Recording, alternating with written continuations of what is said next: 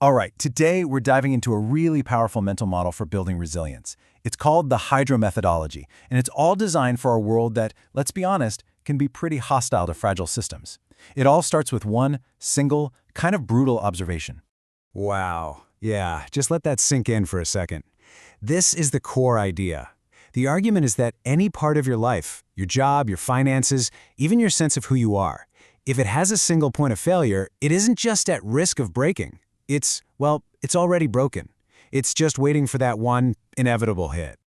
So where does all this fragility come from? Well, it often hides behind a quality we're all taught to admire: focus. But let's take a closer look at how this very idea of focus can actually become a really dangerous trap if we misunderstand it. The kind of scary part is just how normal this list looks. I mean, most of us are taught to build our lives around these single pillars, right? One job, one main identity. We call it commitment or dedication.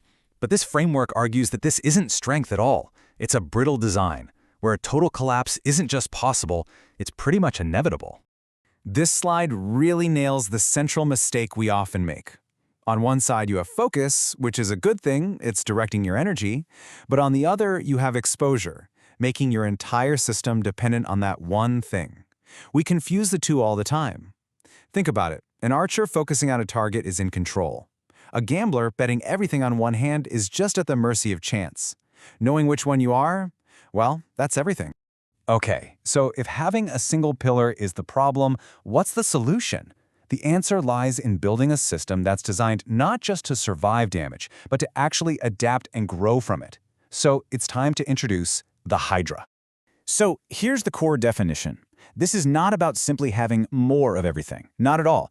It's about building a system that ensures you can keep going, even under pressure.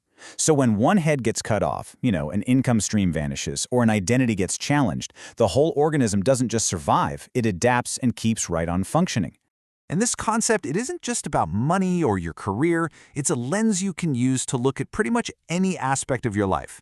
We're talking about building a diverse set of skills, nurturing multiple sources of your identity and what gives you meaning, and of course, cultivating a resilient network of relationships. But before we go any further, let's be crystal clear about what the Hydra methodology is not. It's really easy to misunderstand this idea as a call for chaos or, a lack of commitment. And that's not it at all. This right here is such a crucial distinction. Multitasking just splits your limited attention and makes parts of your life compete for your energy. A Hydra system, on the other hand, distributes function across parts that are autonomous. They don't fight each other for resources. They each support the whole, independently. Think of it as having multiple, separate engines, not one engine trying to do everything at once. And this is so important. Building a Hydra isn't some frantic reaction to fear. It's not about chasing every shiny object you see. It's a slow, patient, and deliberate process. It's more like cultivating a bonsai tree than frantically welding new parts onto a machine. You have to grow the heads, you can't just stable them on. All right, now we get to what might just be the most radical and powerful part of this entire methodology. Its rule for dealing with failure. It completely flips the script on how we're supposed to respond when things go wrong. I mean, really think about it for a second. You set an ambitious goal, you work your tail off, and you fall short. What's the knee-jerk reaction for most of us? What does our culture tell us to do in that moment of disappointment? For most of us, our response is what you see on the left side of the screen.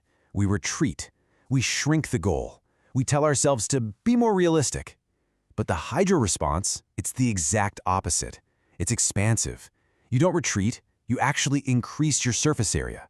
You don't shrink the goal, you re-aim at something even bigger. And here it is, the central, totally counterintuitive rule. When you fail, you double the goal. Now, this isn't about being delusional. The logic here is all about the physics of momentum. You've built up all this energy and force trying to hit that first goal. The absolute worst thing you can do is just stop and let all that precious energy dissipate into self-pity. Instead, you re-aim that force at an even bigger target. This is the psychological genius of the method. The typical downward spiral after a failure is self-judgment, right? Which is then followed by withdrawal and stagnation. That Hydra intervention, the simple act of expanding the goal, it short-circuits that entire process.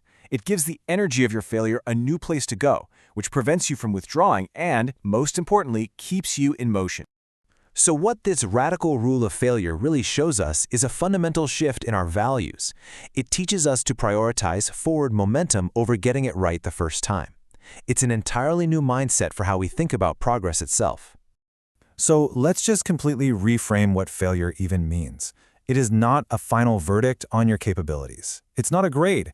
It is simply proof that you are engaged with the world, that you are in the arena attempting something meaningful. As they say, only people who attempt real things fail in interesting ways. So what does this all boil down to?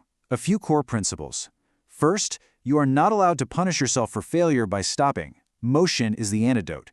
Second, and this is huge, remember that you can only correct your course while you're moving. You can't steer a parked car. This means the goal isn't to be perfect or right on the first try. The goal is simply to keep moving. And finally, this shifts what we're afraid of. We stop fearing loss and we start fearing dependency, the fragility of having only one option. And that brings us to the final thought I want to leave you with. As you go about your day-to-day, just ask yourself this question. Looking at my life, my career, my identity, what is my single point of failure? And what's one small, patient step I can take, maybe even today, to start building a Hydra?